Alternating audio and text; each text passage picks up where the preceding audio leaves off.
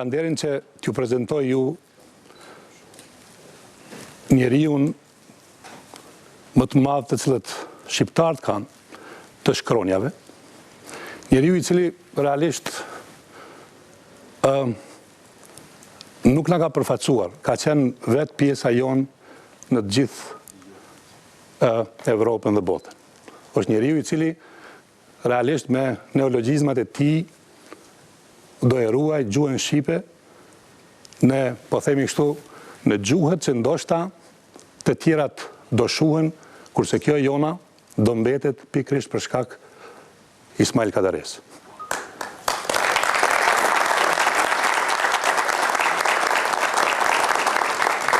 Në të vërtet, unë atë shumë kanë shkruar, atë shumë kanë thërë për Kadaren, sa që të thëmë unë diçka më shumë vetëm se e ngarkoj fjalit dhe fjalet e bukurat famshme të mira për njeriu në madh shkronjave. Klani dhe ISP-i në fund kanë darë dy shpërblime, por po ju them që në fillim nuk ka shpërblim që e bën më të famshëm, më të lumtur se sa vetë Kadaren në Evropë dhe përfaqësimi i shpirtit ton që është përmes tij në të gjitha shkronjat e përkthyera në gjithë botën. Unë vetëm kaq sa për fillim, për arsye se është realisht pa kuptim themi çfarë do fjalie tjetër përveç që çfarë do që të ndodh në të ardhmen, me gjuhën ton, me kulturën ton, me përfaqësimin ton, një njeri do mbetet së bashku me Nën Terezën, kur i pa haruar. Ky është Ismail Kadare. Por ajo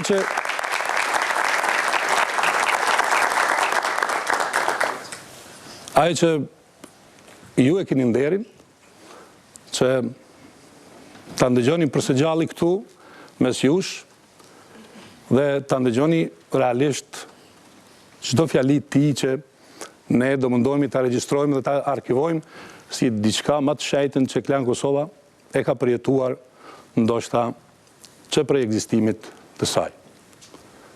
Zoti Kadare, mirë se ka. Atëherë, po vetëm Avni, ke diçka për fillim, apo t'jalon me njëherë Zotit Kadare? Me i konsumu minutat e Zotit Kadare të rezervuar për këtë auditorium, që kryesisht kompozohet nga studentët tonë, por në njerëz të tjerë, studentët e Kolegjit ISP, mendoj që është e rëndë, kisha thonë, ose tragjike me fjalët e mia tua e baton ndoshta, por do të provoj të jem tepër i shkurt në raport me një pikpamje që unë kisha dashur me e ndo me juve. Tendencat, themi, jo me dekada, por me shekuj, me e portretizu popullin shqiptar si popull i cili nuk ka asgjë të përbashkët me vlerat civilizuese evropiane, me autoktonin ti gjeografike, e që jo pak është investu në këtë drejtim, e që nuk ka arrit, themi, as diplomacia e shtetit shqiptar, e që nuk arrit as diplomacia e shtetit Kosovës, me e avancu deri në atë pjedestal që e thekson dhe e rithekson vlerën evropiane të popullit shqiptar, nuk është arrit, në fakt, nuk është shënuar kjo arritje me tepër se sa nga vetë personaliteti i Zotit Kadare, duke qëndruar në një nga metropolet më të rëndësishme të Evropës, në Paris, por jo vetëm qëndrimi, por vepra e tij, duke pasqyruar këtë pikpamje. Tendencat e serbëve, sidomos, armiqve tonë, që tani me shekuj, ka kaluar një shekull, kanë provuar me portretizu popullin tonë si popull që disi neve na kanë sjell Osman këtu, dhe vlerat dhe origjinaliteti jonë evropian nuk kanë ndodhur edhe nuk mund të ndodhin asnjëherë në kontekstin tonë. Mirë po Kadare ka demasku atë pikpamje të themit të pa drejt në mënyrën më të mirë dhe sot me të drejt ne mund t'i falenderojmë si popull, jo vetëm i Kosovës, por populli shqiptar në përgjithësi se këtë merit dhe atribut evropian të popullit tonë identifikojmë veten në raport me kontributin e Zotit Kadare. Prandaj unë të falenderoj edhe një herë në emër të gjithë studentëve dhe stafit akademik të Kolegjit ISP për kohën tuaj dhe për kontributin tuaj në këtë drejtim.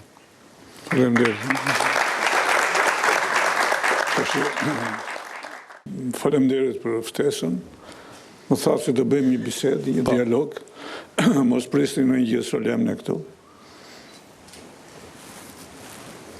Dakord jam të bëjmë dialog, sado me nivel njerëzor, kështu, pa retorik të madhe, pa jeni dakord apo jo? Jam dakord për një dialog, por një po themi kështu një përshtypje të parë të gjithë asaj që e keni përjetuar këto ditë në Prishtinë, Kosovë. Nuk e bën. Nuk e bën atëherë. Po duan le të më pyesin përse duan, përse duan atëherë, nëse ka mikrofona, edhe po startojmë qysh me një herë, me një të realisht dialog. Unë nuk do me marr pjesën për cilën do të më kishte takuar në studio, por atëherë të bëjmë një, po themi, bashkëbisedim me Kadaren që është i rallë, Urna, Artan, Gaz, Kusheni, profesor, student, urdhrani. Quemi Zeta Qifi, vi nga Lugina Preshevës, i nderuar i Kadarej. A mendon që çmimi Nobel është i korruptuar? Kaq.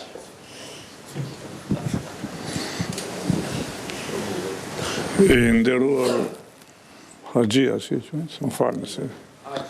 Haqifi. Nuk mendoj se çmimi Nobel është i korruptuar. Dhe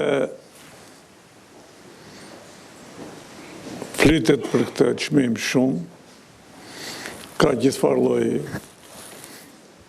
atributesh për të, aq më pak mua nuk më përket të gjykoj një çmim në të cilën kam qenë vetë i propozuar, se kam marrë dot. Shumica e atyre që propozohen për çmimin Nobel nuk e marrin. Kështu që po ne që nuk e kemi marrë dot, ose se nuk po e marrim, nuk kemi të drejtë, edhe sikur të ishte një. Po nuk mendoj sinqerisht se atë fjalën që përdoret ju, sigurisht do të ketë, është një i survejuar nga gjithë bota, dhe për një çmim, për një zyrë, për një institucion, për një personazh të survejuar nga gjithë bota, do të ketë edhe fantazira, edhe hamendje, dhe supozime, dhe të gjitha. Por dhe ky është quhet zakonisht. Po pse është i korruptuar? Atë një njeri do ta marrë në botë. Se do që tjetë do të ketë pakënaqur. Edhe unë e di që dhe këtu në tek ne, për fat keq nga mua ma vën në njerë, unë duke sikur e kam thënë dhe herë tjetër, sikur jam një fajtor që se kam marrë dot, si e i dërgohet në ring një boksier edhe nuk fiton. Fiton, do fitoj tjetri. Ndoshta do fitoj më vonë, kështu që s'dihet. Unë nuk e marr këtë gjë dramatikisht. Përkundër, e quaj një gjë shumë pozitive, që gjithë njerëzimi, për fat të mirë të letërsisë, ka disa javë, ka disa një farë kohë nga tetori, kështu kur jepet çmimi, që përqendrohet te ky çmim. Se mundet të ishte çmimi i rëndësishëm dhe mos përqendrohej vëmendja njerëzore kaq shumë. Që përqendrohet kaq shumë bashkë me defektet që mund të ketë një përqendrim i tepruar, unë e quaj pozitive. Është një kënaqësi për ne shkrimtarët që njerëzit diskutojnë kot rroba qepsit, llogaritarët, njerëz të thjeshtë, njerëz të komplikuar, kush do ta marri, pse e mori ky, pse se mori ai, për çdo kënd që e merr diskutohet për mirë ose për keq disa herë. Do shtoja vetëm kaq që fakti që Shqipëria konkuron është një sukses i letërsisë shqipe. Sepse vetë konkurimi është sukses. Përshëndetje, zoti Kadare. Unë Sy Lukshini. Sot është, apo më mirë të them, ky vit është 20 vjetori që kam bërë intervistën e parë me ju. Ku jeni, nga flisë? Ja këtu i parë.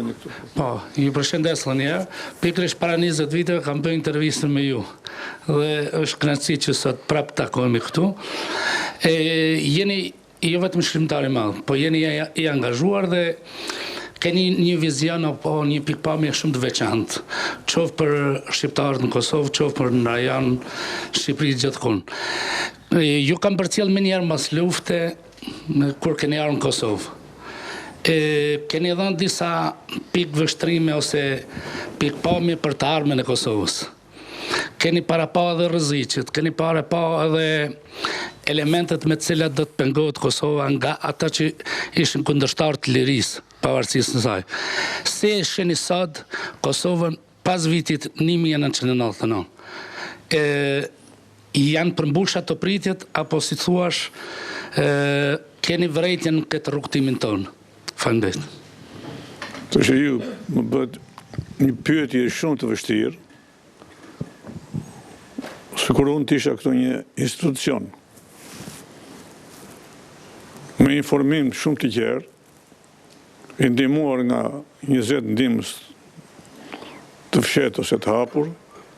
Unë jam këtu thjesht një shkrimtar, nuk duhet të hiqem modest, sepse jam kundër modestisë, ose më mirë kam qenë, sidomos në kohën e komunizmit, kundër asaj quaj modesti e shkrimtarëve, sepse prapa fjalës modesti, shteti kishte mbante fshehur një kuptim tjetër, prulje, shtypje.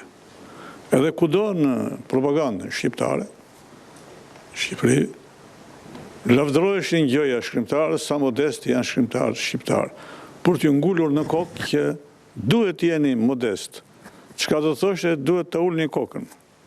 Shkrimtari s'ka nocionin modesti të shkrimtarët, bëhet shumë i pakuptueshëm disa herë. Shkrimtari bën një vepër e cila pëlqehet ose jo, pëlqehet shumë ose pëlqehet pak, ose pëlqehet mesatarisht. Ai paraqitet përpara popullit të vet, lexuesit të vet, me veprën e tij. Dhe nuk ka pse t'i kërkohen gjëra që janë jashtë kësaj vepre. Dhe shpesh për fat keq shkrimtarëve ju kërkohet çdo gjë. Ju kërkohet të rregullojnë rrugët, kërkohet të rregullojnë burjet, domethënë të zbusin, të hapin. Ju kërkohen gjëra disa herë të pamundura. Shkrimtari përgjigjet në radhë të parë për atë letërsi që bën. Ajo është detyra e tij, roli i tij, gëzimi i tij, hidhrimi i tij, kjo është. Dhe prandaj dhe ju më bët një pyetje shumë të gjerë. Unë kam folur shpesh për Kosovën, si qytetar shqiptar, si shkrimtar, por nuk kam folur si përfaqësues i saj në organizmat ndërkombëtare, në organizmat ndërkombëtare që i kanë të hapura gjërat, në ato që nuk i kanë gjysmë të hapura, në ato që i kanë të fsheta. Prandaj sigurisht u arrit një gjë e madhe kur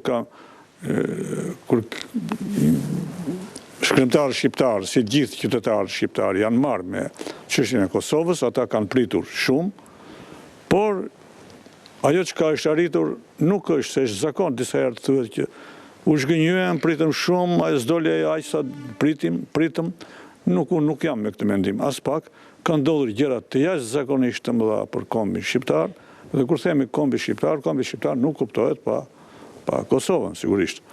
Këtu, por që është ne jemi, nuk kënaqemi lehtë, kjo është një gjë e mirë, nuk e quaj gjë të keqe, por dhe mos kënaqemi kur nga asgjë, nuk është gjë e mirë.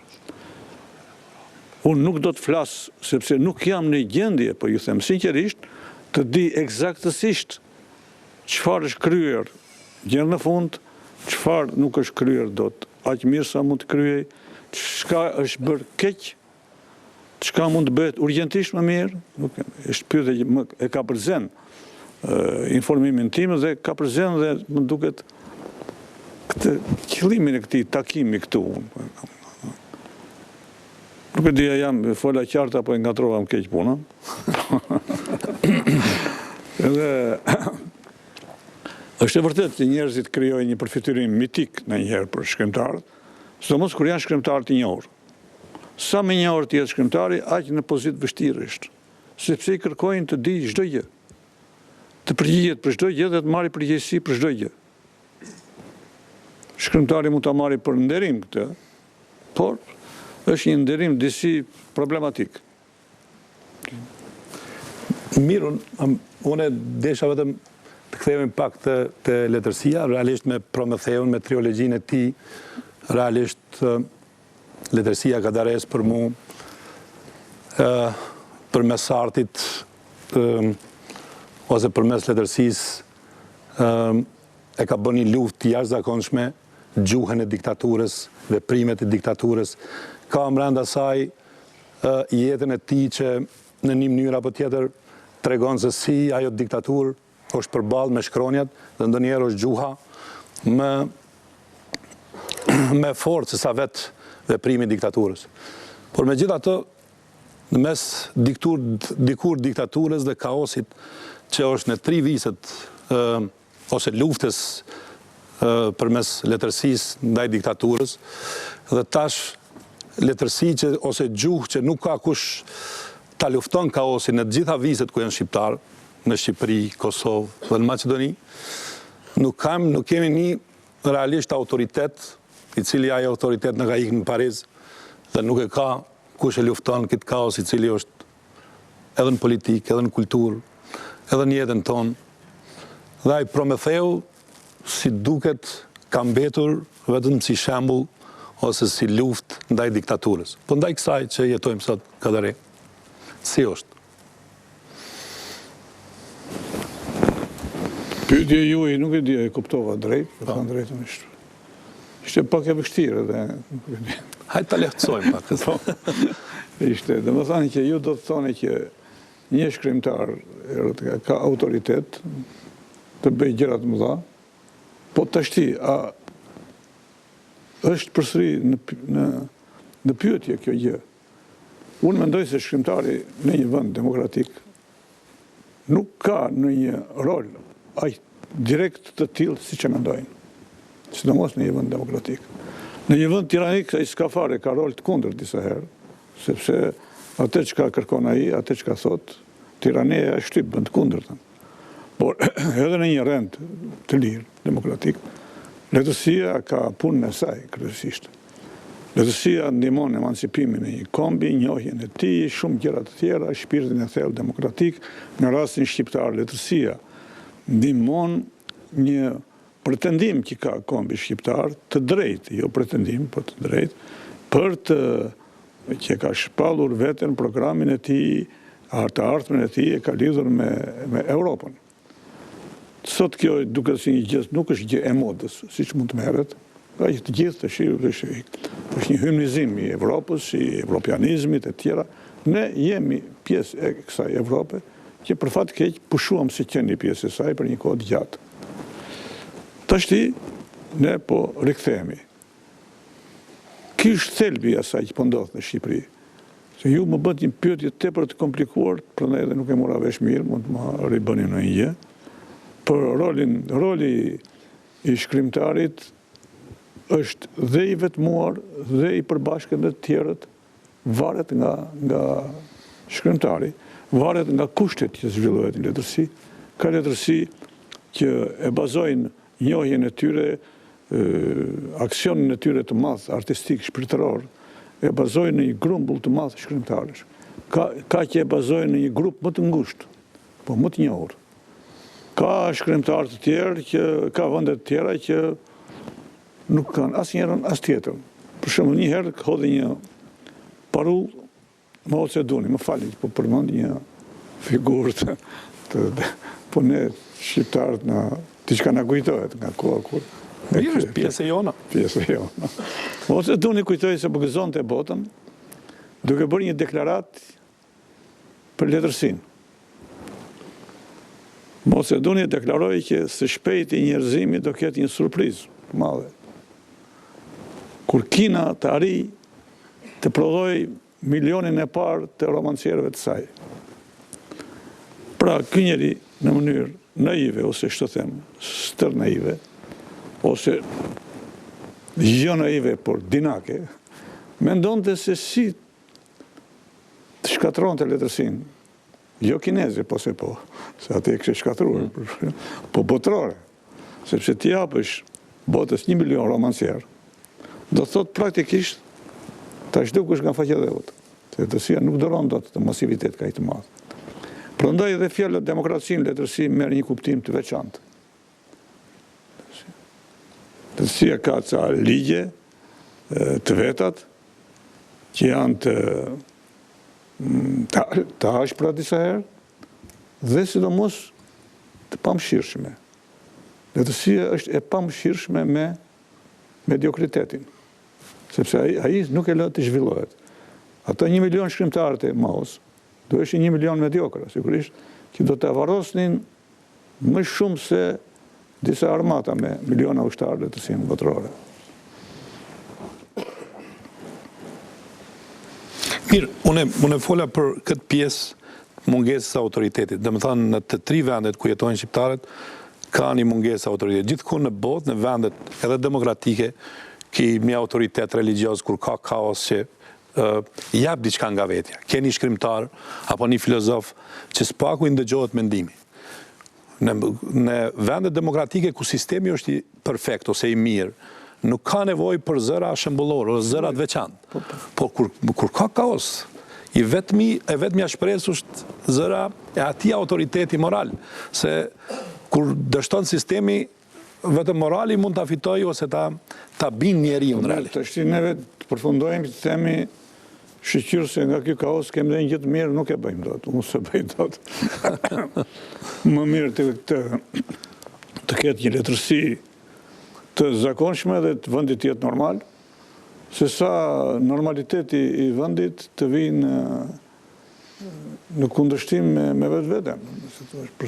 Kemi letërsi të mirë. Letërsi e mirë, po bëhet dhe nga njerë është ideja që bëhet letërsi e mirë bëhet në burg. Shkrimtarit me pranga në duar e kanë hedhur në qeli dhe atje ka qelluar rastet kanë qelluar që shkrimtarët kanë bërë vepra të mëdha. Letërsia e shpirtit e vujtjes. Po ne s'mund ta urojmë këtë gjë. Jo, natyrisht jo. Nuk mund ta shpallim. Prandaj letërsia është shumë e vështirë kjo që thonë ju që si të pajtojnë interesat e saj me interesat e një kombi, të një vendi, të një shoqërie. Shpesh duken kundërthënëse. Po mirë, pse te Prometheu e bërë, për shembull, e luftove një diktaturë që ka qenë me shkronja. Këtu një disiplinë nuk mund ta bëjmë me shkronja. Ka një shkronjat janë kaotike, nuk i ndëgjon askush. Ju përmendë 2-3 herë emrin e Prometheut. Unë nuk do të besoj se do të kishte asnjë shkrimtar që ta pranonte këtë krahasim. Jo për modesti, po Prometheu është një figurë tepër universale, tepër e pafutshme në profesionet e kësaj bote, në mjeshtrit e saj. Dhe prandaj ndoshta unë par dje përmenda këtu një gjë si për të qeshur pak, pikërisht për të hequr solemnitetin e kësaj fjale.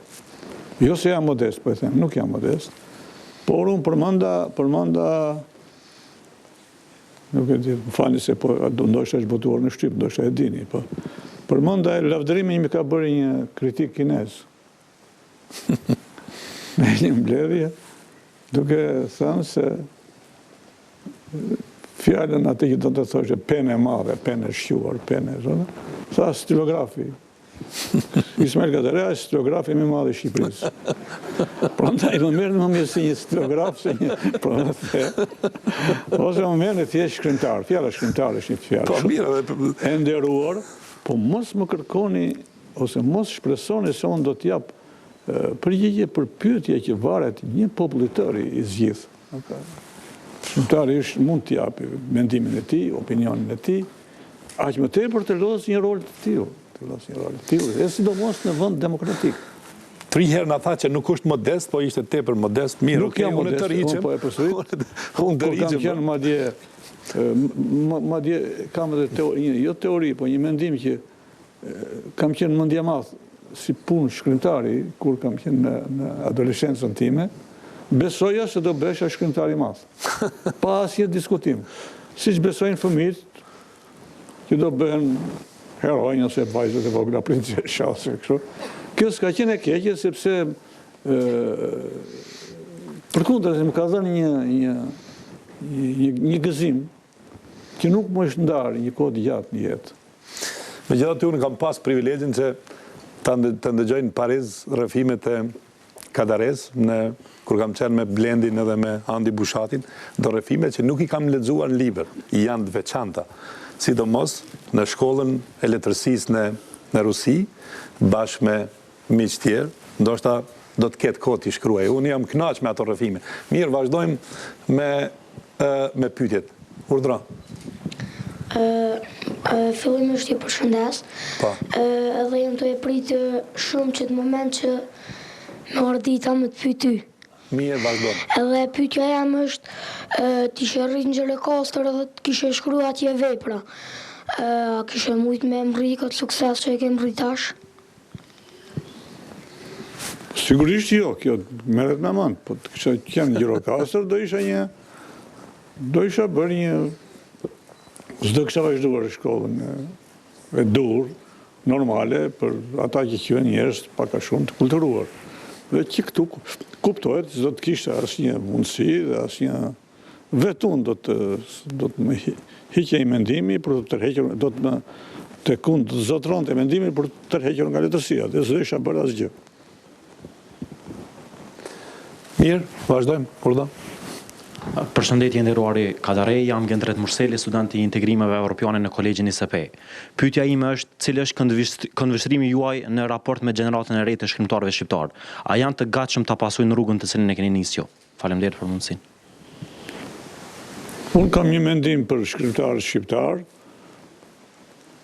pak a shumë jam në mezin e asaj, që një pjesë janë shumë të pakënaqur prej tyre, ju kërkojnë gjëra, si thash, edhe përpara të pamundura, kërkojnë suksese të menjëhershme, të bujshme, njohje ndërkombëtare të rrufeshme.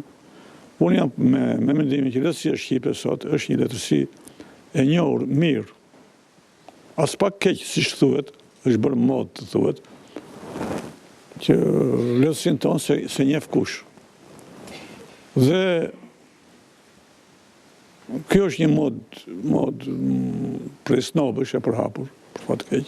Dhe sidomos kur flitet për letërsitë ballkanike, me një paturpsi të madhe, thuhet që letërsia shqipe është e propambetur, qoftë në Ballkan. Kjo nuk është e vërtetë. Letërsia shqipe është një letërsi normalisht e njohur. Dhe më falni kur i kam përmendur në një, jo unë, po në një tjetër, po ja Zoti Kadarej që sapo e lavdëruam është i njohur kudo, është përkthyer në botë. E po ishte tani ai është veç, ne themi letërsia shqipe, po unë a jam shkrimtar shqiptar apo jo? Unë nuk di si mund të jem shkrimtar i një Shqipërie tjetër. Imagjinar. Po, mirë. Prandaj letërsia shqipe sot konkuron, në thash, në garat më të mëdha ndërkombëtare të letërsisë, ka marrë shumë çmime. Ka shkrimtar, nuk janë vetëm unë i përkthyer, ka disa, mund të janë 10, 15 gjithsej, nuk kanë pasur atë sukses aq sa do të donin ndoshta ata ose neve, por sidoqoftë janë përkthyer në disa gjuhë. Për shembull, Kongoli, po më jap një shembull, ka 7-8 gjuhë i përkthyer. Është e nderuar për një shkrimtar. Plot shkrimtar të tjerë, ka 3-4 gjuhë, 3-4, ka gjithë ata. Tani nuk jam në gjendje të bëj se mund të bëj një gabim të haroj të kujtova njerin, por nuk jam në gjendje të kujtoj të gjithë.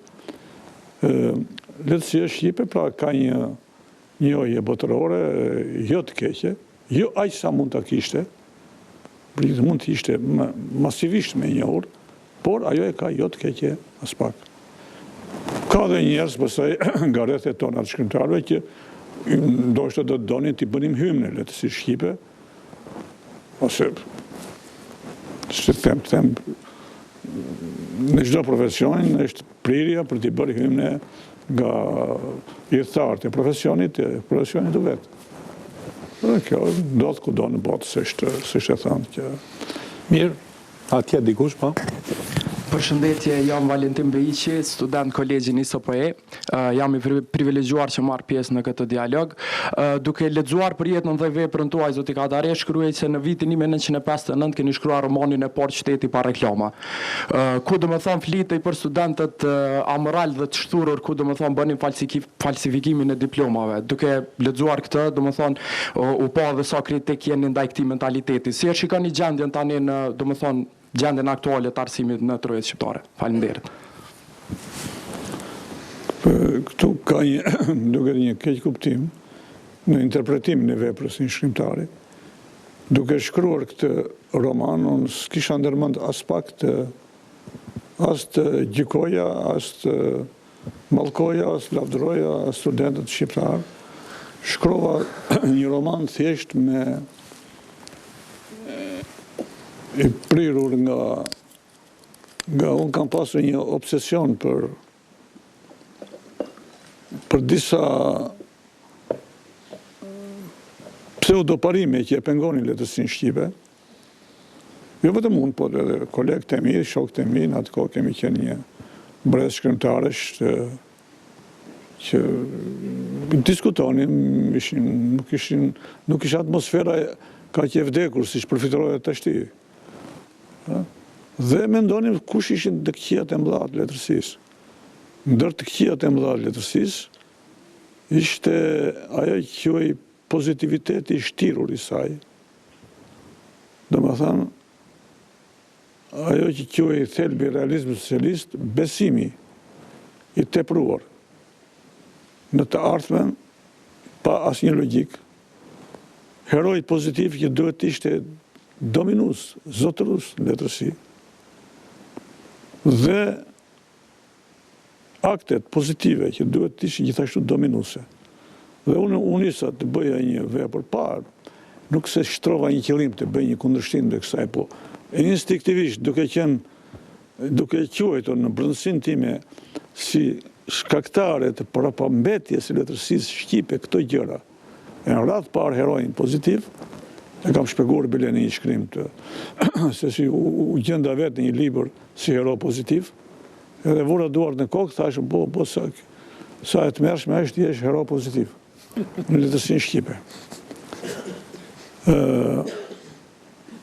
Dhe shkrova një vepër vetë që i mshova kësaj të kundërtës, me personazhe kryesisht negativ. Pra, nuk se shkrova një vepër të ngrej një problem për rinin shqiptare, se është kështu ose ashtu. Unë shkrova një vepër që ngrita një problem për letërsinë shqipe, që ajo do të jetë interesante kur të heqi dorë nga kjo obsesion, kjo xans, si thonë shqip, e heroit pozitiv. Pra, të bësh letërsi me ngjyra të zrymta, gjë që ishte pothuajse e pamundur, sepse ishte gati e detyrueshme, atmosfera e qeshur në letërsi, që nga titujt, po të kujtoni librat e një pjesë të atij quhet realizëm socialist, është dielli së ardhmes, qielli kaltër, hapësirë e gjerë, frymë e pastër, ku diun, çdo gjë pozitive, çdo gjë e mirë, çdo gjë thua se jetonim jo në tokën njerëzore, po në parajsën qiellore. Dhe kjo prirja ime vetëm për këtë ishte. Sigurisht ishte romani tepër i parakohshëm, ishte për viti 59, e mendoni, pra unë isha 23 vjeç, duhet isha, po, kam ardhur në Shqipëri, e kam treguar veprën miku tim të shumë të ngushtë, Drago Siliki, më ka thënë, ma tregove mua kërkujt mos ja trego këtë libër dhe mos e ço askund për botim. Dhe kështu quaj. Pra është një libër që nuk lojti në një rol në përparimin e letërsisë, ishte një libër im i brendshëm, si të thuash, mbeti për fat keq i pabotuar. Kohë shumë të gjatë pastaj. Quhem Rasim Jekiqi. Afroj mikrofonin, lutem. Nga debatet që keni pas, publike dhe jo publike, në çançet intelektuale franceze dhe perëndimore, ku kanë marrë pjesë edhe intelektualet Ballkanas, dhe që është bërë fjalë për çështjen shqiptare, a keni një debat që ka qenë më i veçantë për ju? Faleminderit. Nuk ka ndodhur një gjë e tillë. Zakonisht në takimet ndërkombëtare për letërsinë bëhet një shmangje e vetvetishme e problemeve akute politike. Dhe nuk ka qelluar që të diskutohet ndonjëherë ta zëmë çështje bombardimit të Serbisë. Sepse zakonisht për gjëra të tilla ka paragjykime intelektuale shumë të vështira për të kapërzyer. Por ndërkaq kjo s'më ka penguar mua të bëj shkrime si individ, ose të kem korrespondencë me një sër personalitetesh të larta politike të perëndimore. Kështu për shembull, shpesh thuhet me të drejtë, jo pa të drejtë, për Francën që ka mbajtur një qëndrim herë të ftohtë me çështjen, me këtë problemin e Ballkanit ndaj shqiptarëve, sepse kishte një miqësi tradicionale që nga lufta e parë botërore me slavët, me serbët. Kjo ka një të vërtet, po jo në atë gjërë në atë shkallë, saq e teprojnë disa ka pas rrethe franceze, shumë të mirë kuptueshme për problemin e madh themelor, në prag të bombardimit të Serbisë. Ai ka qenë një gjë që neve ende nuk jemi të ndërgjegjshëm, mendoj unë, të japim dimension, përmas në duhur të rëndësishtë. Ka qenë njëherë në 1000 vjet mund të qelloj një populli, ajo që i qelloi kombi ton, populli shqiptar, që për shkak të tij Evropa u fut në luftë me një vend tjetër evropian, që ishte më i njohur se ai në atë kohë, pak më i madh si numër dhe me aleanca më të mëdha si neve. Ne ishim pothuajse të vetmuar. Dhe mua më kujtohet 6 muaj përpara se të ndodhte kjo. E kam thënë dhe këto ditë diku s'mbaj mend ku e thash.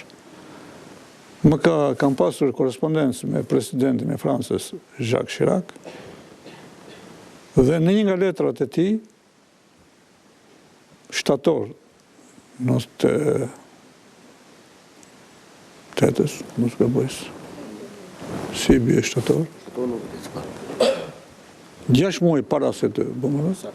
Më shkruante eksakt këto fjalë që unë kam botuar më pas, kam marrë lej prej tij sigurisht, që zoti Kadare, Franca është e vendosur ta ndihmojë çështjen e popullit shqiptar në Kosovë, dhe nëse do të vazhdojë këmbëngulja serbe për shtypjen e kësaj etnie, Franca do të marrë iniciativë atje ku duhet dhe do të propozojë ndërhyrjen me armë.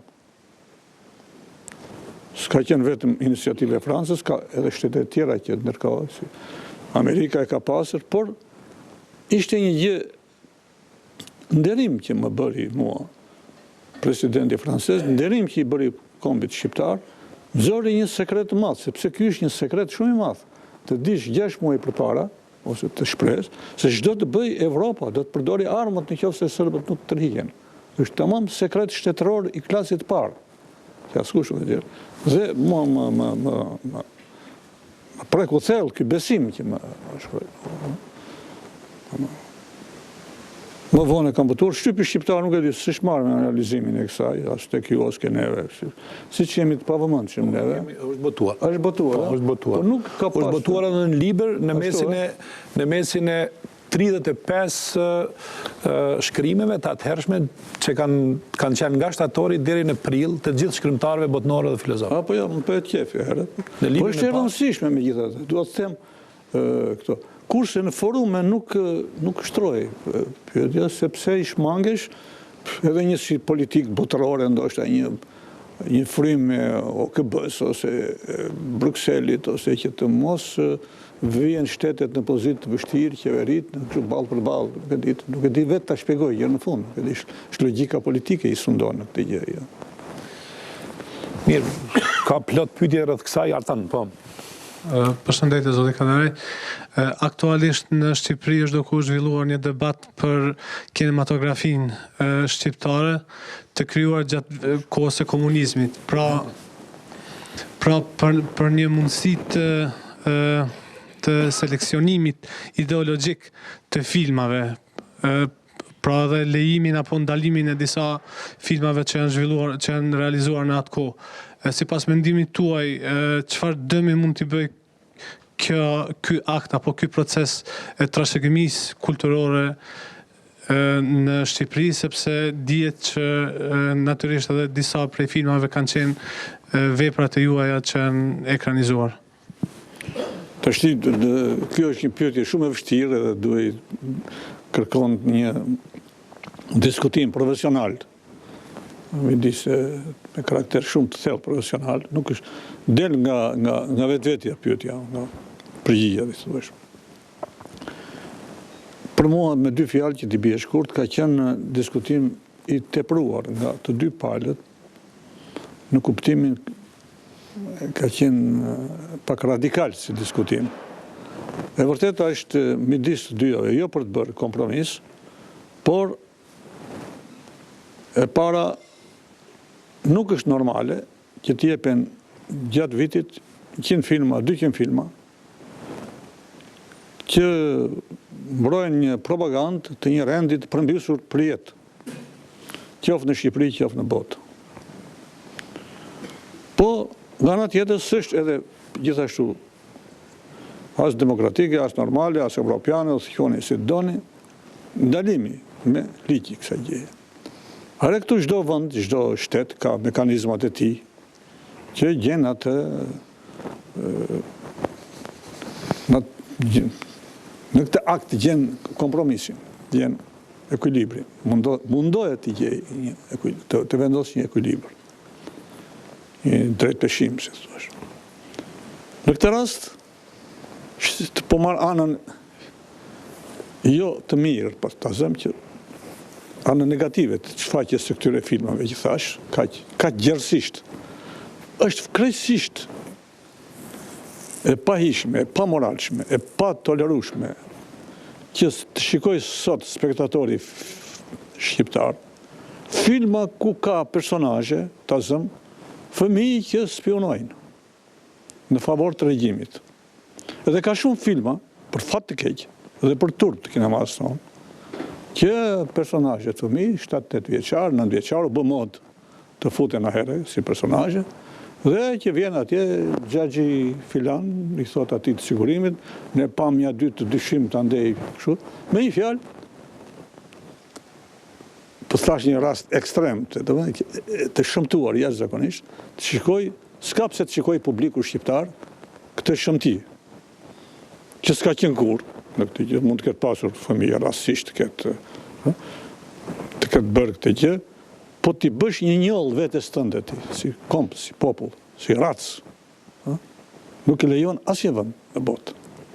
Dhe prandaj është anormale që ka spaku 20 filma të tillë. Po them për këtë.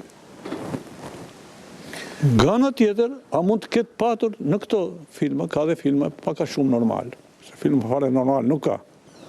Dhe sikurse në vendet e tjera komuniste, ka pas filma bizor të këqij jashtëzakonisht, dhe filma pastaj filma të bukur, filma të mirë, filma çek, rus, vet, sovjetik, polak ose të tjerë, ka pas her pas here edhe filma që shikohen edhe sot me kënaqësi.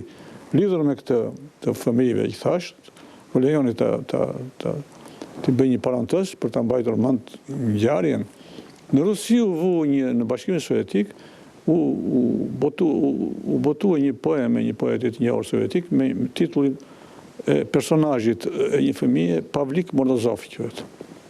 Pavlik Morozov u bë simboli, dhe Stalini e bëri simbol të adoleshencës sovjetike, ku tregohet se si adoleshenti përpara partisë, përpara interesave të atë dheut, joja e të partisë, shet baban. Pavlik Morozovi tregoi, është personazhi krejtësisht pozitiv sipas propagandës sovjetike dhe poetit je shkroj, që hero. Dhe busti ti vijej kudo në shkollat sovjetike. A si mund të bësh një fëmijë që shet atin e vetë, pavarësisht se ai mund të ketë të zëmë, mund të ketë bërë një dashuri, të ketë treguar një dashuri pak të tepruar për atë. Por në këtë rast është shëmtia e gjestit, është e papranueshme. Si mund ta bësh hero? Vetëm vonë, kur ra komunizmi në Bashkinë Sovjetike, ku hoqen mira bustet e tij. Është pra një degenerim i shoqërisë ndikuar kryesisht nga ky film. Nga kjo vepër dhe nga filmi që bë Pavlik Morozovit. Prandaj kinastë tanë s'kan pse të ngrafosen shumë, sikur kanë bërë vepra heroike, kanë bërë dhe vepra që nuk i nderojnë as pak. Askush, as ne shkrimtarët s'ka pse të ngrafosemi e të revoltohemi për vepra që duhen nxjerr nga vetvëtiu i nxjerr koha. Zakonisht lehtësin e nxjerr ajo vet pjesën e kalbur të saj, por kur ka teprime, ka vende, ka shtete që kanë ligje që lejojnë nxjerrjen nga letërsia dhe nga sidomos heqjen nga programet shkollore me ligj të veprave që prekin atë që quhet nderi i kombit. Morali historik i një kombi, siç është morali historik i ka kombi shqiptar gjatë këtyre 600 vjetëve. Mirë. Më vjen keq, po unë du ta bart bisedën dikun tjetër se megjithatë 99 ka një referencë të reagimit intelektual botnor kundër gjenocidit të serbë në Kosovë, por unë prita që ju do e hapni temën sot, temën e vujtjes së njerëzve në Siri. Po themi kështu, ma shumë se sa vujtje është edhe dhimbje për gjithë neve, por në këto 20 vitet e fundit ka pas një ndjenjë humaniteti edhe brenda sistemit, edhe brenda shteteve, edhe brenda liderëve. Ka pas një reagim humanitar për të keqen, për diktaturën, edhe në qoftë se diktatura ka qenë e mbrëmshme, shtetet kanë reaguar. Ka 2 vite, ose po themi kështu, që nga forcimi Putinit, që nga ardhja e Trumpit, sikur humaniteti po vdes. Edhe po kthemi të eftotësia politike, ku vrasja është numër. Siria po na tregon këto, zoti Kadare, ma thuaj nga këndi intelektualit, si e sheh Sirin, si e sheh geopolitiken, si e sheh renditjen e forcave Rusi, Turqi në njërën anë, Evropë në anën tjetër, ky konflikt i cili po na rikthehet në një kohë të kaluar që gati për 20 vite ishte harruar. Unë nuk mendoj se ishte harruar kjo gjë. Apo ka qenë i fjetur, s'pako shumë. Ka pas gjithmonë në bota një reagim të kronologjik, si të thuash, kundër diktaturave në të gjitha vendet, është e vërtet. Për shembull, ndodhen ngjarjet në vendet arabe që të gjitha janë histori diktature pak a shumë, histori demokracie, pavarësisht se sa u arrit në një gjë, u arrit për gjysmë. Prandaj tashti kjo gjendje është bërë shumë e prekshme, ka që u lidh me terrorizmin botëror. Terrorizmi papritur, njerëzimi u ndërgjegjësua që është një murtaj që duhet frenuar me çdo kusht, por nuk po gjenden ende mekanizmat për këtë gjë. Gjithë bota po diskuton, është dakord për një gjë, që kjo është një murtaj e re, po murtaj e rrezikshme, që duhet shkullur, po si duhet shkullur, si është më mirë dhe si është. Është dhe në Siri nuk ka ndodhur në një gjë e re, si thuash, është pak a shumë njëjta tragjedi që ndodh me vendet ku nuk ka qartësi, nuk ka themele demokracia, s'ka pas kur, ose s'ka vazhdon të mos ketë.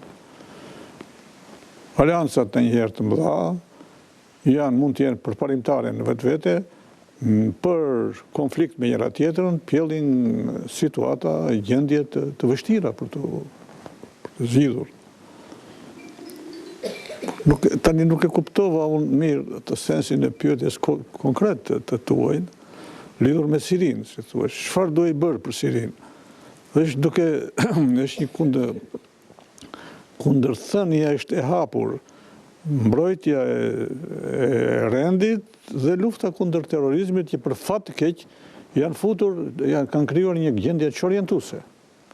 Sepse her pas here terrorizmi bën aleancë me, si thua, me atë që është opozitë.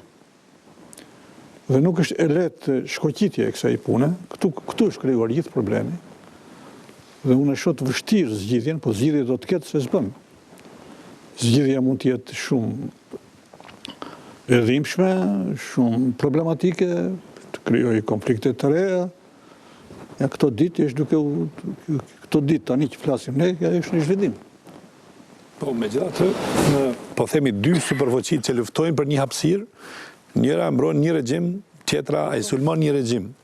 Dhe viktimat janë fëmijët dhe nuk janë të pak, kanë vdekur mbi 600.000 deri më tash në Siri. Dhe ose në gjitha ato regjone. Kjo është megjithatë pamëshirësia e pafundme që e atakon njeriu për shkak të luftës së dy të mëdhenjve. Kjo është e pashmangshme.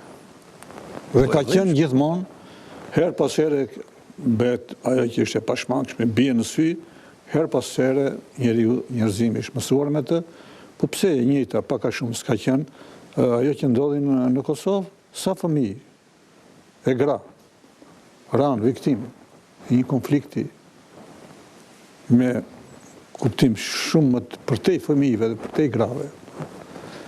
Nuk ka, domethënë, është një tragjedi që prodhon vetveten. Mirë, kemi edhe 10 minuta, 15 për përfunduar, i kemi premtuar një orë. Përshëndetje, unë jam Alban Bajrami. Zoti Kadare, ju thatë më parë që në rinin tuaj keni jetuar me bindjen edhe me besimin e pathyeshëm që keni mu bo shkrimtar i madh. Sa jeni kënaqur me arritjet tuaja si shkrimtar shqiptar i njohur ndërkombëtarisht? Po unë s'mund ta krahasoj tash, të gjykoj veten time për kalamallëqjet e mia të moshës 10-12 vjeçare. Kam treguar me sinqeritet që mendoj janë atë kohë. Kur s'mund ta marr seriozisht veten të pyes, a ja kam arritur unë kësaj marrëzie fëminore, se ishte edhe marrëzi njëkohësisht, çdo mendim madhësisht, marrëzi aq më tepër në këtë dimension, në këtë përmas. Kështu që unë jam krejtësisht i kënaqur me njohjen time, nuk kam menduar dhe s'kam pretenduar dhe nuk kam pritur dhe s'pres që një shkrimtar është i njohur kur përkthehet në shumë vende, kur ka përzejnë botimet e tij, unë kam shumë botime, ka përzejnë mbi 1000 në botën e. S'ka që kërkon më tepër një shkrimtar, nuk ka që kërkon ai shkrimtari, njeriu s'ka fund ndonjëherë gërëksia e tij, unë mund të jem i çmendur të dua që ka mundësi të Nëse më lejoni që paka shumë në këto pak minuta të orientoj në diçka, besoj të kohës tonë biseden, dikur ka pas pak autoritete që kanë shkruar dhe këto autoritete po vdesin me digitalizimin. Realisht, se cili mënyrën e vetë është bë autoritet, është bë shkrimtar, është bë gazetar, është bë televizion vete. Digitalizimi e ka ndryshu botën, zoti Kadare. Nëse mund t'ju pyes si po gjindeni në këtë periudhë të digitalizimit, ndoshta nuk do të ishte pyetje e mirë, po si e shihni ju si shkrimtar këtë shtrirje të autoriteteve në për portale, në për Facebook, në për gjëra tjera. Si e sheh Kadare botën digjitale? Unë nuk kam në një alarm nga kjo. S'ke alarm? Nuk kam në një alarm. Mund të kem një farë shqetësimit të natyrshëm që kjo krijon një çoroditje në një shoqërore më tepër se sa ashtu. Unë kam problem për shembull që është arritur sot në Shqipëri, në Kosovë dhe në vende tjera, po sidomos në Shqipëri, kritika anonime me pseudonime që quajnë një gjë gjithsesi jo fort moralshme për asnjë kohë në botë. Mirë, ata bëjnë një pyetje ndryshe, apo vdes autori? Se autori po vdes, në këtë anonimitet autori po vdes. Nuk është e vërtet kjo. Kjo është një teori. Ma shpjego pse s'është vërtet. Teori, vdekjen e autorit e kanë ndëruar gjitha tiranit në botë. Nuk e durojnë dot autorin. Ç'është një autor? Pse kaosi nuk është tirani për shembull? Kaosi është me keqje absolute. Po, pra. Tani, në një tirani, në një diktaturë, autoriteti letrar, ose filozofik, ose artistik tjetër, është një rivalitet me pushtetin. S'do. E sidomos në vendet komuniste ka qenë haptas rivalitet. Dhe një vend komunist, diktatorial, s'mund të duronte dot autoritetet pa diskutueshme shkrimtarësh. Ajo u përpoq ta luftoi këtë me të gjitha mënyrat, duke krijuar kultin e shkrimtarit mediokër, i sundoi ai, ajo modestia e shkrimtarëve, i thashon që flitej ditë e natë për të mos guxojnë shkrimtarët të kujtojnë, ose edhe popullit kur mos i shkojnë mendja që një shkrimtar, ose një muzikant i shquar, ose një piktor i madh të jetë të sundoj në vend në atë mënyrën se si sundon arti. Prandaj këtu disa lakej, qoftë se mos në perëndim lindi kjo, të kësaj diktaturës së madhe botërore komuniste, po edhe diktaturës në përgjithësi, çpikën teorinë e vdekjes së autorit. Robert Trega, e ka eseun. Barti. E ka eseun. Të thotë asgjë, kishte gabim. E kishte gabim, mirë. Absolutisht, jo gabim, po është një ligësi e çuditshme, e fshehur në lloj një gjëja si teorike, filozofike, dhe që nuk është një shprehje, një ligësie, e një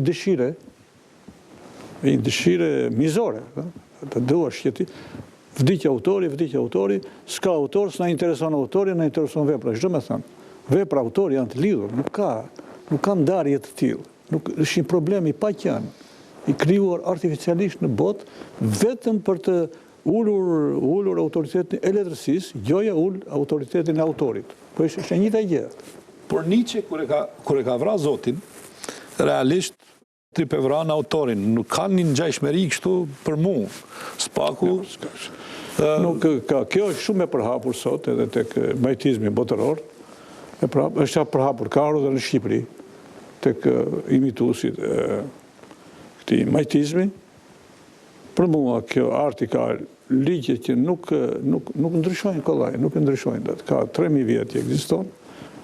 Ligjet e tij nuk ndryshojnë dhe arti bëhet nga njerëzit, nuk bëhet nga batalionet, qoftë 1 milion armata, 1 milion i thot Mao Zedongi. Arti kështu është bërë deri tashti Spaku, nuk një tjetër përvojë njerëzimi. Shkrimtarët e mëdhenj, ata që familje e shkrimtarëve të mëdhenj, që janë gjithsej 20 në botë, 22, 25, ka qenë ata që nga Homeri deri tashti nuk lëviz pothuajse ajo para 1000 vjetë, sigurisht ka qenë as gjysma, më pak, por ama nuk lëvizin kollaj, nuk dalin kur shkrimtar të gabuar. Nuk një histori e njerëzimit që gabimisht nderoj një shkrimtar të paqen, të pavlerë. As nuk lejon të rrëzohet një shkrimtar i mirë, as nuk lejon të krijohet një shkrimtar nga hiçi. Nuk gabon. 3 pyetje e fundit, kush atje, kush e ka urdhra?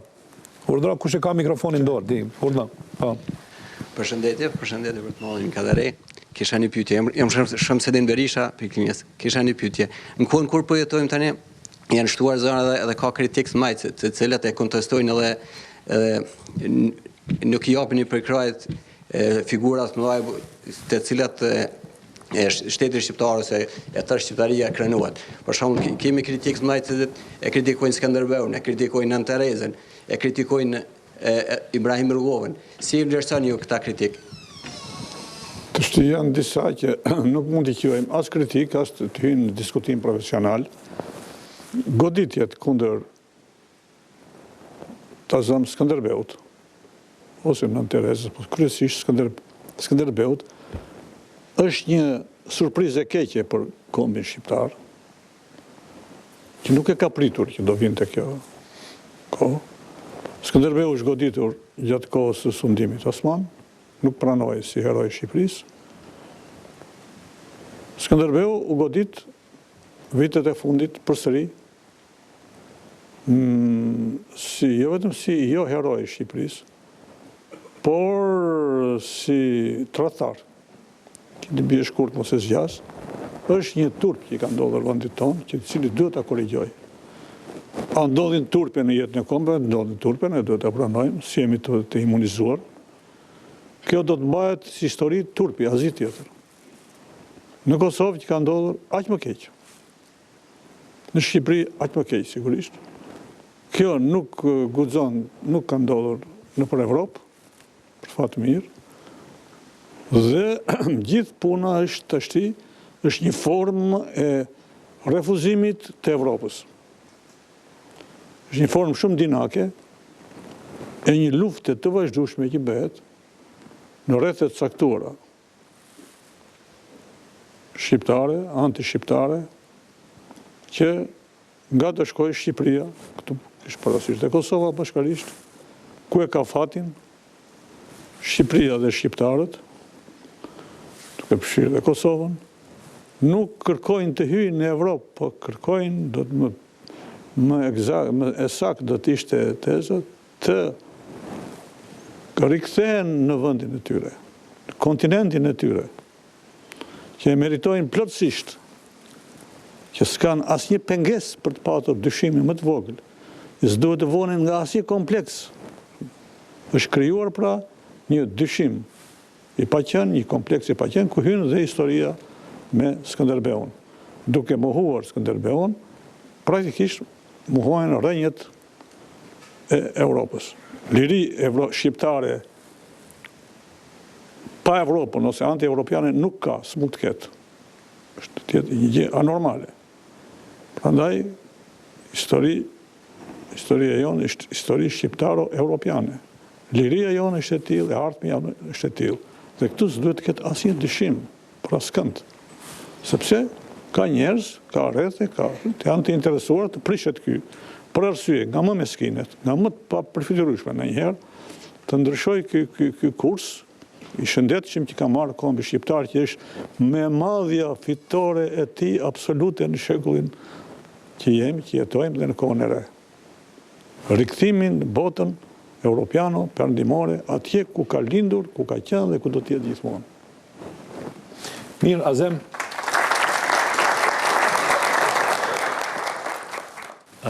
Azem Deliu, student i letërsisë, shkrimtar në tentativë. Në një intervistë tuaj në Shtyp, ju keni thënë që është bërë zakon që e ftojnë shkrimtarin në intervistë, i bëjnë gjitha pyetjet e botës dhe në fund i thonë kthehemi tek letërsia. Prandaj edhe unë dua të kthehemi tek letërsia.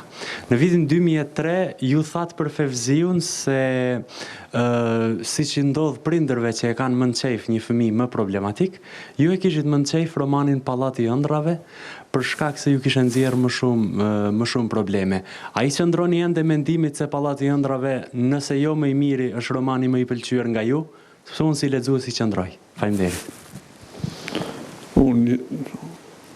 Nuk e të them sinqerisht, ka shkrimtarë ndoshta që lidhen me një vepër më shumë se me të tjerat. Unë kam qenë lloj i shkrimtarit, ose më ka qelluar mua fati. E kam shumë të vështirë të ndoshta më tepër ka libra që s'kam qejf të kujtoj, më bezdisin. Po jo që unë të shmendem pas tyre, që nga dashuria, si thuaç, ose nga Pallati i ëndrave është nga librat që e çmoj shumë. Kaq. Ka disa libra, romane të shkurtër, kryesisht, jo vetëm të shkurtër, po që unë i çmoj, që qëllojnë që të tjerë nuk kanë ndoshta të njëjtin mendim. Edhe në botën e të unë tash kam mundësi të shikoj edhe reagimet e një publiku botëror, janë të çuditshme vlerësimet për letërsinë. Nuk duhet marrë me shqetësim asnjëherë, nuk ka. Shte kam vështirë tjetër të përgjirë, se jam i pasakt në brëndësin time për këtë gjë. Mirë, pyetja urdhno, nëse ka rreth letërsisë për arsye se janë pa urdhno. Unë jam Mehmet Dashaj, edhe kohën e fundit e lexova një intervistë një piktorit që ka qenë aktiv në kohën e komunizmit, edhe ngulët e kam se artin e i krijuar në kohën e komunizmit ka vlera. Tash, deshta mendimin tuaj në lidhje me këtë artin, edhe në veçanti letërsinë e krijuar në kohën e komunizmit sipas modelit real socialist. A duhet të jepet një gjykim për të kështu, apo t'i lihet që koha ta jep vlerësimin? Tu marë parasysh se është kogja i pranishëm edhe në tekstet shkollore, është i pranishëm edhe sot edhe në plan programet e universitare e kështu me radhë. Keni të drejtë për këtë të fundit, si arsyetim, sepse si arsyetim me i gjerë, me jashtë letrar, është që zakonisht këtë e zgjidh koha. Por që çdo shtet i organizuar bën diçka sa mundet, por të ndihmuar kohën, të shpejtoj hapjen e saj. Dhe prandaj, kur janë vepra që njëherë realizmi socialist, si diskutimi shumë i komplikuar, unë do të filloj që nga çdo më thënë realizmi socialist. Nuk ka njëri që ta ditë sakt edhe ta përcaktojë sakt. Realizmi socialist në atë kohë quanim letërsinë që bënim të gjithë ne. Në vend të quaj letërsia e kohës së socializmit që jetojmë. E di, ajo ka marrë kuptimin për frymën e saj, për atë që quhet realizëm socialist, për keq, si thuhesh tash. Por në fillim ne kemi përdorur të gjithë normalisht. Nuk mund të akuzosh dikë se ke përdorur në frazat e tua fjalën realizëm socialist.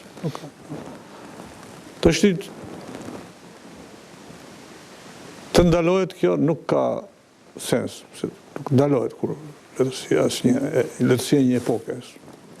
Nuk njihet, ndalohet kur. Ajo vetvetiu do të është zbeur një pjesë e saj, ka rënë, dhe vetvetiu është duke rënë ajo pjesë që gabimisht mbahet në këmbë.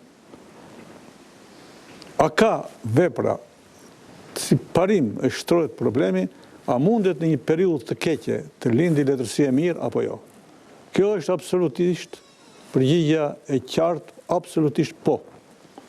Veprat shekulli 20 në Rusi ka fillimin që është madhështor, ka stalinizmin që është pjesa e herët e tij dhe ka periudhën pas staliniste, pas komuniste, tani.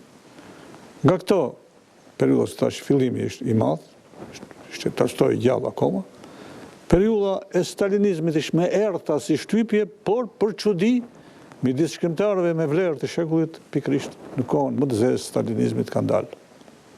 Pra, letërsia i thyen këto gjoja rregulla, dhe letërsia e mbarimit të shekullit, domethënë 30 vjet pas stalinizëm, pa komunizëm, ose 20 vjet s'paku të sigurta, është letërsi relativisht e zakonshme, mediokre. Shikoni herë ku ta gjesh rregullin. Kurse shkrimtarë të mëdhenj, si Akhmatova, Pasternaku, Bulgakovi, gjithë ta janë një grumbull 5, 6, 7, janë në kohën e zezë të stalinizmit. Kohën e herët. Mirë, cila është pyetja fundit fiton? Po. Zoti Kadare, Fiton Librani, gazetar. Desha të pyes, a e ndjen eskilin brenda vetës?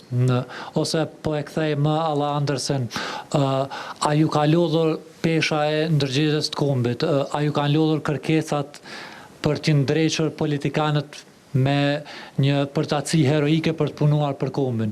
A ju kanë lodhur radhët e pafund shkruara kundër jush? Ose për të asgjështuar edhe më shumë, apo ju ndihmon Franca për t'i kaluar gjitha këtu, distanca me Shqipërinë, apo ju ndihmon për ta pasur më thjesht krejt këtë proces. Të shi ju e bët pyetjen pak të ndërlikuar, dhe më thënë, një 3-4 gjëra që më kanë lodhur, ka 3-4 gjënde gjëra më kanë mërzitur, që më kanë... Të gjitha këto janë, të pashmakshme në jetën e shkrimtari. Në rastin tim nuk i quaj fare, nuk i quaj dramatike. Unë, letërsia, librat e mi, unë kam botuar rreth 20 tituj. Këta tituj janë të gjithë në të gjallë, në kuptimin unë nuk kam mohuar asnjërin. Botuesi im, që është këtu, e dëgjon, i boton her pas here të gjitha, të 20-at. Ato përkthehen të gjitha pothuajse të 20-at. Unë s'kam pse të ankohem dhe nuk ka dramatitet në pakënaqësitë e mia, ku ka ecur, ku s'ka ecur. Letërsia, kur ecën, kur nuk ecën, s'ka forcë në botë ta bëjë ta ngjalli, kur ajo ecën shkon drejt vdekjes. Unë se kam patur këtë fat, prandaj nuk kam të drejtë edhe sikur të kisha, nuk kam. Dhe s'kam realisht në një mërzi, në një lodhje të madhe, ose mërzi të madhe, e di që ka gjitha të gjëra për të ndrequr, e di që s'jam unë përgjegjës për to, jemi të gjithë bashkarisht një pjesë e madhe e asaj quhet elitë politike, një pjesë e madhe ati quhet komp shqiptar. Bashkarisht jemi. Prandaj nuk ndjej një përgjegjësi të tillë dhe nuk e kam. Mirë, pyetja fundit pe bëj vetë, vjen keq se pe përfundojmë. Atëherë, Zoti Kadare, lindja dhe perëndimi janë pjesë e asaj që ju keni shkruar dhe shqiptarë të cilët kanë qenë gjithmonë në mes të këtyre dyjave. Mbas gjithë kësaj që po ndodh në botë, ku isheni shqiptarët? Unë e di që isheni ka perëndimi, apo a ka krizë, a ka po themi kështu moment që geopolitika mund të na dërgojë dikun tjetër? Unë mendoj që me gjithë dëshirën tonë, ne do të shkojmë atje ku duhet për fat mirë. Nuk shoh në një tërslëk të madh planetar për Shqipërinë, domethënë që se ndonjëherë mund të marrë një fat i mbrapsht një popull e çon atje ku s'duhet. Unë mendoj që rruga drejt perëndimit, drejt Evropës, drejt vetes tonë, se ne jemi vetë pjesë atij shtetërimi, na çon natyrshëm, do të na çojë natyrshëm atje ku duhet. Atje ku duhet. Do të na çojë, nuk ka shqiptar sigurisht të mbrapsht ose për arsye të mbrapshta që nuk e duan këtë rrugë. Ka për arsye fare meskine. Ka për arsye sepse ky qytetërim demokratik, që quhet perëndimor, evropian, si thua është, atlantik, i dënon ata, nuk i jep. E para, për flasë në mënyrë banale, një pjesë do t'i fusë në burg, sepse në Shqipëri, për shumë po flasë që e di mirë gjendjen, ka plot që dridhe nuk e se gjumi natën. Kanë shpresë që një rrugë tjetër, nga çdo drejtim qoftë vetëm, veç mos jetë rruga europiane, do t'i shpëtonte. Kote kanë, se nuk shpëtojnë dot. Nuk frigohesh nga vija Teodosit që arën plasari, nuk frigohesh. Për arsye se Kosovën do ta vendoste ka lindja pastaj. Kjo unë kur po flas për shqiptarët, po flas Shqipërinë, Kosovën, Maqedoninë, s'po flas vetëm për Shqipërinë. Po flas për shqiptarët. Nuk e kuptova pse Kosovën do ta vendoste nga lindja. Po mirë, po themi që dikush realisht për shkak geopolitikës gjithmonë Kosovën e lën ka lindja, ka dominimin e pak turqizmes e tjera tjera. Që në Shqipëri nuk e kam rrijat pikën në frikës. Te na, në Kosovë, pak është dorën zënë. E quaj anormale edhe në Kosovë që kjo është një anormalitet që Kosovës duhet të lejoj. A mjafton kjo? Unë pyetja ime është, Kosova a ka rrezik apo jo? Se për Shqipërinë edhe besoj që s'ka. Kosovës duhet këtë rrezik dhe s'ka pse unë të krijoj një fantazm në kokën time të një rreziku që nuk e besoj. Në kuptimin nuk e besoj se më duket kaq i marrë, kaq i mbrapsht. Dhe nuk e besoj se kombi shqiptar, pavarësisht nga gabimet që ka bërë her pas here, mund të bëj gabimet të një fatalitetit të tillë të palejueshëm. Atëherë mirë, po e them ndryshe, në hulumtimin që kemi bën në Maqedoni, vitin e kaluar, na del një statistikë shumë e keqe dorë në zemër, se 40% e shqiptarëve në Maqedoni së pari deklarohen musliman, pastaj deklarohen shqiptar. Dhe kjo s'ka ndodhur asnjëherë më herë. Kjo është një gjë e trishtueshme, jashtëzakonisht. Prandaj po frikohem. Sepse unë nuk e di arsyen e vërtet, pse një sasi kaq e madhe shqiptarësh ndrojnë kombin. Për mua është e pashpjegueshme, është një mbrapshti e rëndë morale. Asnjë justifikim nuk ka. Asnjë për ligjet. Disa thonë po ja se ka vështirësi ekonomike, se kuptoj pse vështirësia ekonomike, pse të bën të musliman e nuk të bën të zëm Jehova, që është ato? Budist. Nuk është kjo arsye. Arsyeja është që ka forca që një dobësim të kombit shqiptar është e vetmja rrugë që kanë shpresë për ta shpërbërë kombin shqiptar. Në këtë mënyrë kanë gjetur, ose ju është mbushur mendja se kështu mund ta shpërbëjnë nga brenda kombit shqiptar, dhe jo në mënyrat e tjera që kanë dështuar. Domethënë, gjua shqipe, e kam përmendur disa herë, është e vetmja në botë, në Evropë ose ndoshta edhe në botë, që është ndaluar një herë me ligj, që e ka provuar, po edhe kombi shqiptar pak a shumë ka pas, i është afruar kësaj, se kur mëson gjua një gjë, është parandjenjë që mund ta mësoj kombi. Kombi, ky fat i errët ishte afruar, derisa me gjuhën ndodhi disa shekuj, nuk bën vaki një gjuhë e madhe, themelore e Evropës. Shqipja është gjuhë themeltare e Evropës. Të ndalohet në një vend, ndalohen shkollat. S'ka ndodhur kur. Ne nuk e trajtojmë me dramaticitetin e duhur këtë gjë. Përse duhet ta trajtojmë? Për ta trajtuar se si ta ruajmë shkollën shqipe, sa e madhe është. Arsimin, shkollën, diturinë, është një bazë e tillë që nuk duhet nënvlerësuar asnjëherë. Mirë, po ajo i ka ndodhur këtij kombi. I ka ndodhur armenëve ndalimi i gjuhës, po i ndodhi bashkë me ndalimin e qenieve të tyre njerëzore. U masakruan të gjithë dhe u mendohet se u zgjidh problemi më thjesht. Por ndalimi i gjuhës shqipe ishte parathënia e ndalimit të kombit shqiptar. Ose shurjes, me të thëmë. Po e ndalimi, shurja, ndalimi, dhe më thënë dalja nga ligji e këtij vend. Mirë.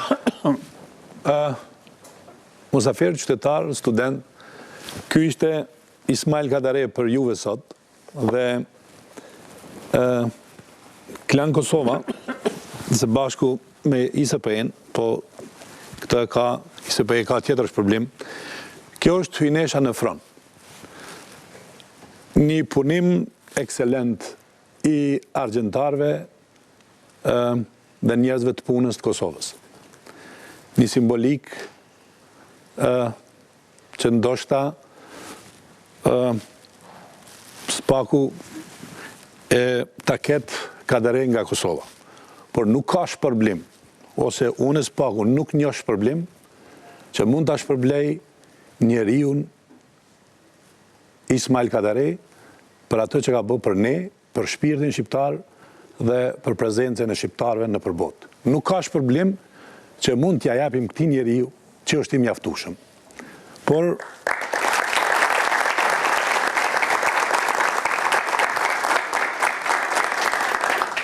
hyjnesha në front në argjend nga Klan Kosova për Ismail Kadare.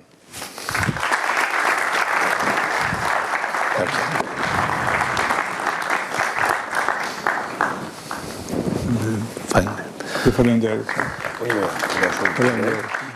Ndërsa kolegji ISP, ashtu që thamë në fillim, në emër të gjithë studentëve, stafit të tij akademik, ka vendosur t'ju jo të themi shpërblejse që quajte mbatoni, por t'ju jemi mirënjohës për gjithë kontributin tuaj në promovimin e vlerave civilizuese dhe evropiane të shqiptarëve në botë.